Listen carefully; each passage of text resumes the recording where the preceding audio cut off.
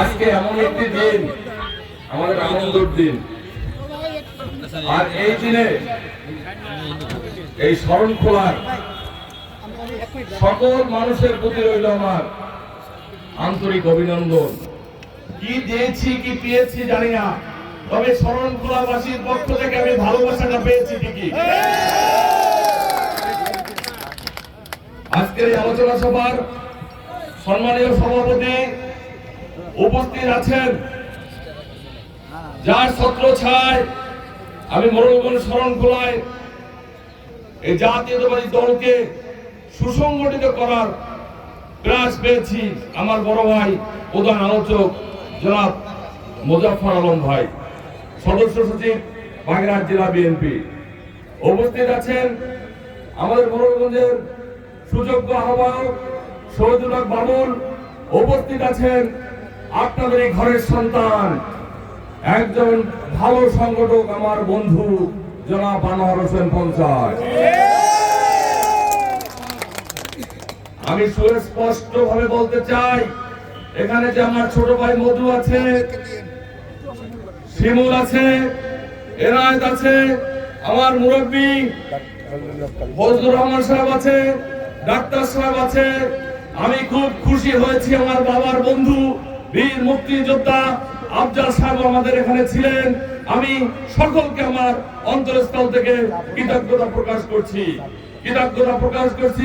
আমার প্রিয় ভাই জাফর তালুকদারের প্রতি কৃতজ্ঞতা প্রকাশ করছি।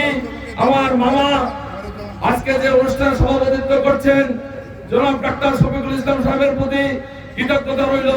সকল বিএনপির আয়োজকদের এবং ইউনিয়ন পর্যায়ের সংগঠকদের সবার প্রতি রইল আমার সালাম। আজকে এমন একটি দিন 7ই নভেম্বর।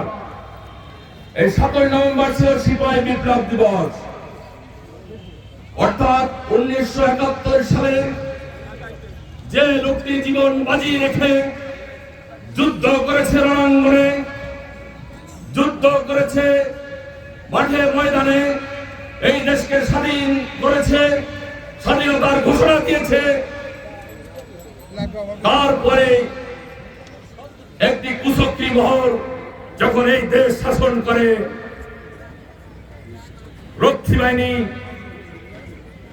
গঠন করে, দেশ যখন অধঃপতনের দিকে আগায়, তখন দেশে একটা বিশৃঙ্খলা সৃষ্টি হয়। তারই বিশৃঙ্খলার অন্তরায় হিসাবে আজকে আমাদের দলের প্রতিষ্ঠাতা শহীদ প্রেসিডেন্ট জিয়াউর রহমান খালেদ মোশাররফের হাতে অবরুদ্ধ হয়েছিলেন, যিনি ঘোষণা দিলে বাংলাদেশ স্বাধীন হতেন না। সেই লোকটিকে বাংলাদেশের আপামর জনগণ এবং আর্মির সাধারণ সিপাহি, বিডিআর, পুলিশ সবাই মিলে উদ্ধার করে এই দেশকে স্বাধীনতার পতাকা তার হাতে তুলে দিয়েছে। লাল সবুজের পতাকায় জিয়া তোমায় দেখা যায়। এই জিয়াউর রহমানের ভারত ভারত আমাদের নেতা, দেশ নেতা জনাব তারেক রহমান ইনশাআল্লাহ আপনাদের মাঝে ফিরে আসবে। দেশে এখনো ষড়যন্ত্র চলছে, আমরা ক্রান্তিকাল পার করতে পারি নাই। এখনো লুটেরা মাঠে আছে, এখনো ষড়যন্ত্রকারীরা মাঠে আছে। আপনাদের সজাগ থাকতে হবে। আমাদের দেশ নেতা জনাব তারেক রহমানের নির্দেশ, মাঠে কোনো লুটপাট চলবে না। যারা লুটপাট করে এর আগে আপনাদের ভাই তারা বিএনপির শত্রু, তাদেরকে হুঁশিয়ার উচ্চারণ করে বলতে চাই, আপনারা কাউন্টার ছেড়ে দেন, ঘর বাড়ি ছেড়ে দেন, মানুষের যা দখল করে আছেন, লুটপাট বন্ধ করেন, এখনো সময় আছে। এই ফ্যাসিস্ট সরকার কি আপনারা আবার ফ্যাসিস্ট হবেন না। আমি বিনয়ের সাথে অনুরোধ করছি, আপনারা যারা বিএনপিতে আমাদের সাথে আছেন, আপনারা ধৈর্য ধরেন, ইনশাআল্লাহ এদের বিচার হয়ে যাবে এই মাঠেই। যেমন ফ্যাসিস্ট সরকার পালিয়েছে, এরাও পালিয়ে যাবে। প্রিয় বন্ধুরা, আজকে এমন একটা দিন আমি রাজনৈতিক বক্তব্য দিতে চাই না। আজকে আমাদের শহীদ প্রেসিডেন্ট জিয়াউর রহমানের সেই মুক্তির দিন, সিপাহী বিপ্লবের দিন, আমাদের মহানায়কের, অসম্ভবিত মহানায়কের আজকে সেই 7ই নভেম্বর, আজকে আমাদের খুশির দিন।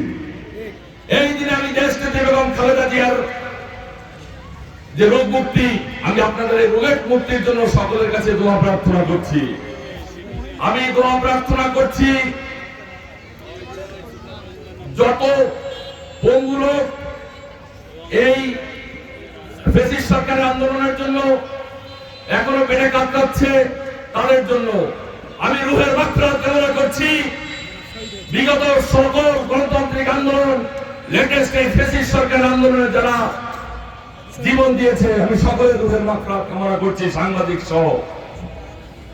প্রিয় উপস্থিতি, একটু পরেই আজান দেবে।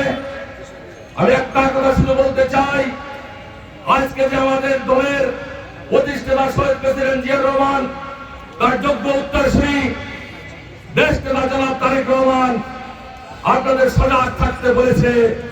কোন আন্দোলন, কোন ভয়ভীতিতে আপনারা পিছু হাঁটি হবেন না।